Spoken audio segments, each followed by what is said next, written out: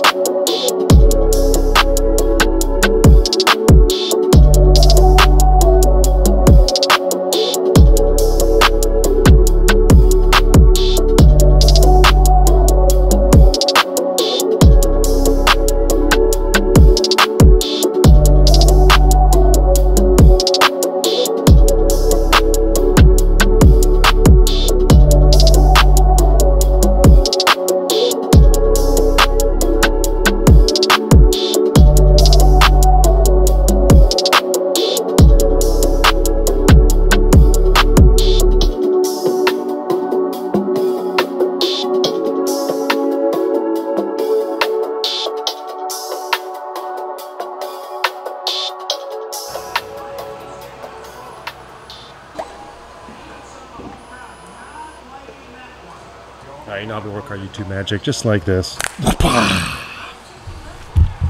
Okay, so it took me about 2 hours, but I coated the vehicle with the graphene ceramic spray coating. What this stuff is, if you haven't seen this before, is that you put it onto a applicator pad and you work it in kind of like you would a wax. You know, going back and forth, up and down, massaging it basically into the whatever panel you're doing it, whether it's glass, it's matte PPF, clear PPF, wheels, whatever it is. You just work it in, and what I did is I went a little faster. That's why it only took me 2 hours versus like 4 hours, is I sprayed down. Probably don't advise doing this, but I mean, it turned out pretty good, and it's something you could do if you kind of are strapped for time, or you just don't want to take 4 hours coating it properly. What I did is I sprayed down one whole side, meaning not the front fender here, but I did the passenger side door and window, rear passenger door window, and this backside area. I sprayed down the whole thing. I worked it in with a microfiber towel in one way and another way. Then I went back a second time and worked it in a second time. I let that flash for about 30 seconds. Then I wiped it off, or I buffed it off actually. And then I called that whole side good. Then did the same thing on the back side, same thing on the driver's side, same thing on the front. So I did it really efficiently, but I think I'm gonna regret it later because some of the stuff you can see here. See some of that stuff in the window? Look at the light in the window. I think that's what happens when you do it quickly like I just did. But, I mean, look outside. This thing is going to get trashed the moment I pull it out. Okay. We had snow all night. Now it's kind of melting. It's 28 degrees, but this thing is just going to get wrecked. Ideally, you want to let this stuff sit for overnight would be best, but I don't have that. I only have maybe another hour I can let it sit, but the longer you let it sit without getting touched by the elements, the more impact all your effort is going to have on the final coat. Now you can layer this stuff, which is probably what I'm going to do when I have more time. I'll do a little bit more of a careful application this winter. But this video is not about coating or the weather. It's about my first week's experience with this vehicle. Haven't driven it only about 100 miles. It's different. It's no BMW, that's for sure. What I mean by that is it's a Hummer. It's a GMC. You know, it's kind of like, actually, it's kind of a lot like this 2009 H2, where it's just in your face. It's a big Tonka truck. You know, it rattles. It's not luxurious like the BMW. It's actually a really fun vehicle, and I'm glad I got it. It makes me want to get another one once this one is. It's time to trade this guy in. The lights are awesome to see at night. My dad really likes seeing them. Plus, a buddy of mine, he saw it. He's like, "Dang, the thing looks like an alien spaceship from the front." It is like. It has such a great, oh man, I missed all this. See, I gotta get that before it dries. That's what I'm talking about. That must have been overspray. Front fender with the door open. That's better. This thing was PPF'd last week. The guys at Solar Shield. Spent like 3 days, and I talked about in the first video, you know, see little things like this. PPF helps hide it, but it's still there. You can, it's better looking, but whatever. I don't care. That's a lie, I do care, but what can you do? Oh, that's kind of a bad one right there. Oh, dust nib. Okay, anyway, back to it. I don't know how effective these running boards are. I thought that this came with a larger mud flat, but this must just be the standard one. I think there is an option that kicks them out another couple inches on either side just to kind of protect the side, because this was kicking up snow right here when I was driving. On the inside, I mentioned already, it does rattle. You know, it's a Hummer. You know, there's plastics everywhere, and you ought to expect a little bit more for $100,000. But what do you expect, I guess, with a GMC product? Sitting in it, it has a really great presence on the road. This is an easy exit mode, so it's not as high up as it normally would be, but it has a great presence on the road. It's really commanding, I guess, probably the best term. One thing I noticed right away, I'm very disappointed in this, is this center channel speaker. It sounds like it's blown out. You can really hear it on low volume when the radio's on a pretty low volume, or like talk radio. You listen to a morning show or something, and it's very, I'll see if I can get on film here. I learned about it. Let's see. So when we were driving on Thanksgiving was the Kelsey Brothers podcast. Jason and Travis hopefully that's being picked up. Really funny. If you haven't listened to their podcast, New Heights, it's for free on the iHeartRadio app. This month. I don't know if that was picked up or not. Years ago, I posted a video of my Wrangler. You guys have been around for a long time. You'll remember that video. I posted a video of my Wrangler doing the same exact thing. It sounds like the center speaker is like underwater or muffled. You can hear like plastic vibrating kind of, but it's not. I don't know. It's really, I'm big when it comes to like car audio. That's one reason why I really like that iX, is because it had, in my opinion, the best audio I've ever heard in a car. And then I go from that to this. That was a little bit of a disappointment, but driving this thing makes up for it. Okay, what I wanted to demonstrate real quick is the different ride heights that this thing has. This is in, I think this is either a normal or easy exit. I don't know if it raised up when I moved it from the wash bay to the dry bay, but I'll lower it down to the easy exit, then I'll bring it all the way up to what's called extract mode. Check this out.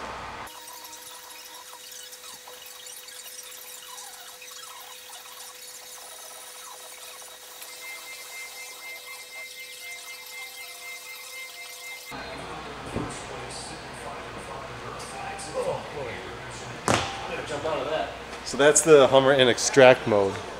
Look at that thing. The damn monster truck.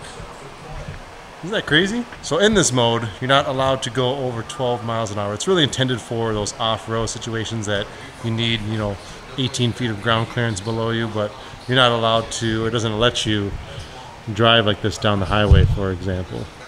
Look at this crap. I'm almost 6 foot, I'm 5'11". That's a good, like, oh, you guys can see. It's like over a foot higher than me, it seems like.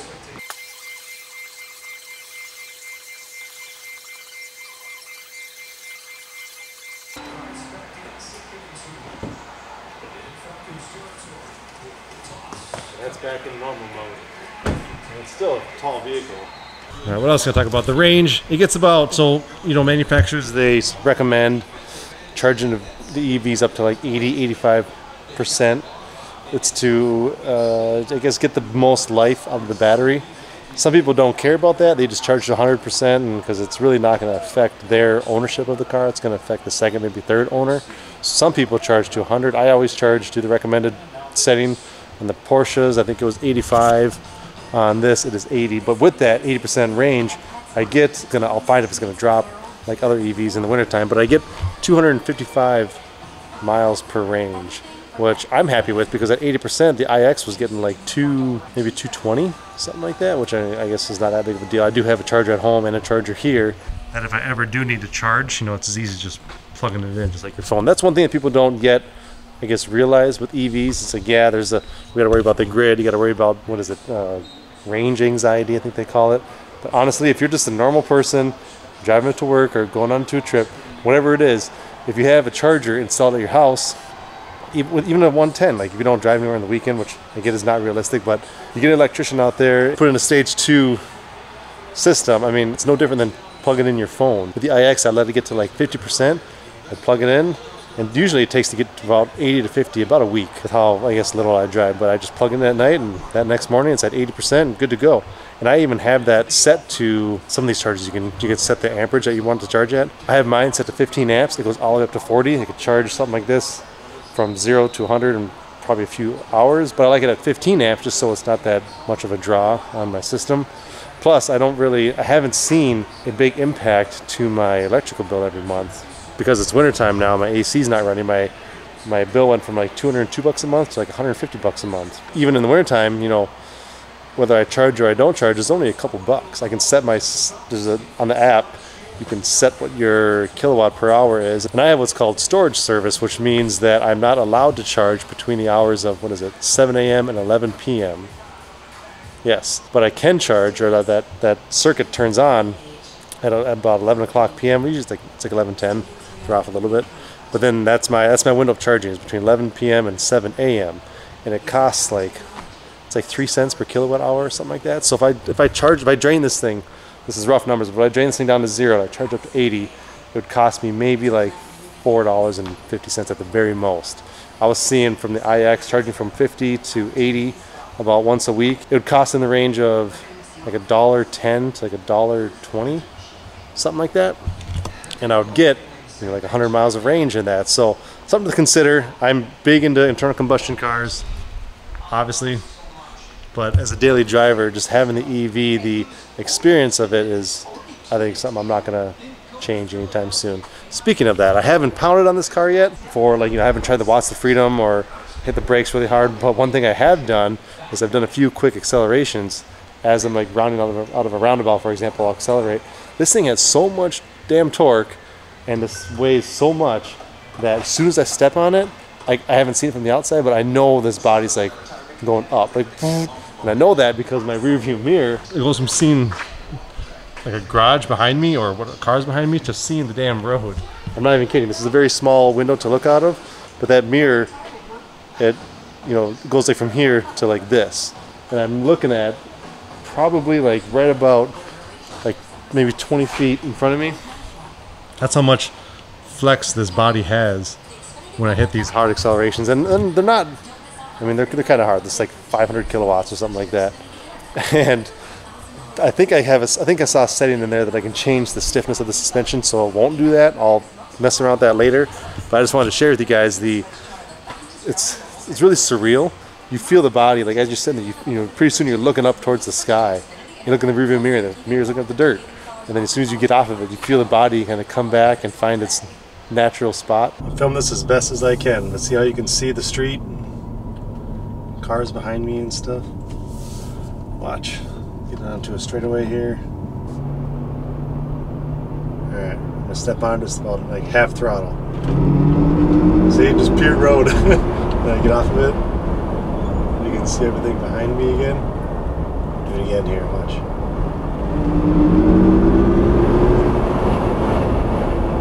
Isn't that crazy?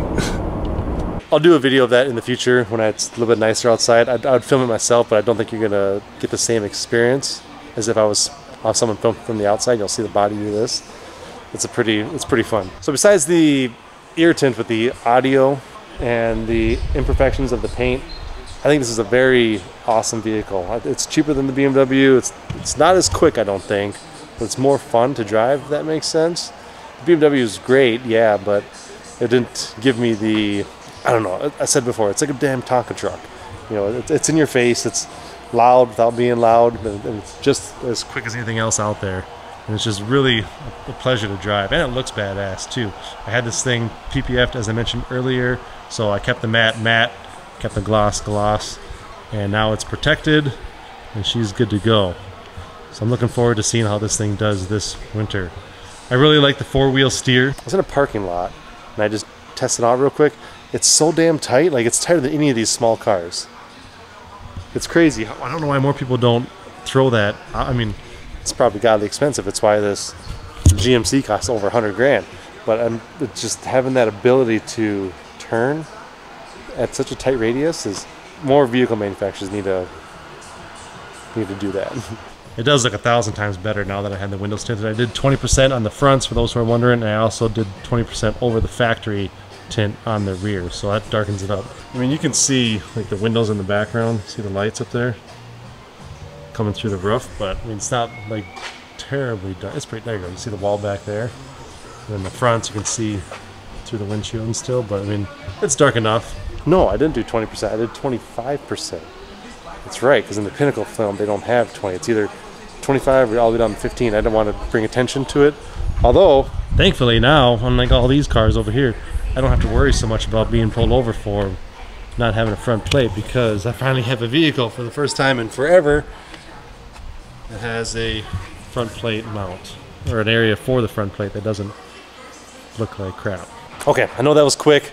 I wanted to get a video out there with my first, I know it's not much, but 100 miles experience with the Hummer, and my first week driving it. I wanted to get it coated so it's protected for the winter, and I figured I might as well film my thoughts on it. Let me know what you guys think. I'm glad I did the matte PPF instead of the clear. I did toss around the idea of doing both, but I don't know, only because the matte film is like almost twice as much as the clear. If you ever PPF your car, take that in consideration. Matte costs a lot more. Okay, well, I'm going to end this video here. As always, I do appreciate you watching. See you in the next one. Thanks.